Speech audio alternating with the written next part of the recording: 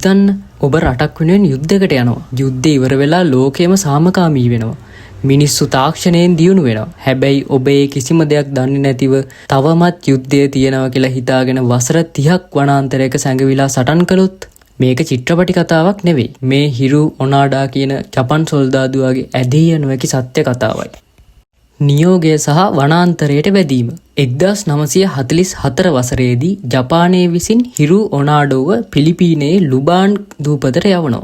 ඔහුගේ ඉහළ නිලධාරියා දුන්න අන්තිම නියෝගය වුණේ කිසිම වෙලාවක යටත් වෙන්න එපා. තනියම හරි සටන් කරන්න. අපි ඔබව ගන්න එනකම් ජීවත් වන්න. ලෙසයි. 1945 දී ජපානය පරදිනවා. දෙවෙනි ලෝක යුද්ධය අවසන් වෙනවා. හැබැයි ඔනාඩෝ මේ බව දන්නේ නැහැ. අතහැර දැමූ පත්‍රිකා සහ සැකය. යුද්ධය ඉවරුණාට පස්සේ ඇමරිකානු හමුදා අහස් යානා මගින් වනාන්තරයට පත්‍රිකා දහස් ගණනක් දැම්මා. ඒ වගේ සඳහන් වුණේ දැන් යුද්ධය ඉවරයි එළියට එන්න කියලා. ඔනාඩෝ මේ පත්‍රිකා දැක්කා. හැබැයි ඔහු හිතුවේ මේවා තමන්ව අල්ලගන්න සතුරා ගහපු කපටි උගලක් කියලා. ඔහු වසර 29ක් තිස්සේ වනාන්තරයේ කෙසෙල් ගෙඩි සහ පොල් කමින් සොරකම් කළ හරකුන් මරාගෙන කමින් ජීවත් වුණා. ඔහුගේ තුවක්කුව පවා ඔහු ඊටාම පිරිසුදුව තබා ගත්තා. හමුවීම සහ අවසානය. 1974 දී එනම් යුද්ධය ඉවර වී වසර 29කට පස්සේ නොරියෝ සුසුකි නම් ජපන් තරුණයෙක් ඔනාඩෝව වනාන්තරයේදී අහම්බෙන් හමු වෙනවා. ඔහු පවසනවා යුද්ධය ඉවර බව. ඒත් ඔනාඩෝ කියන්නේ මගේ අනදෙන් නිලධාරියා ඇවිත් මට නියෝග කොළොත් මිසක් මම යටත් වෙන්නේ නැහැ කියලා.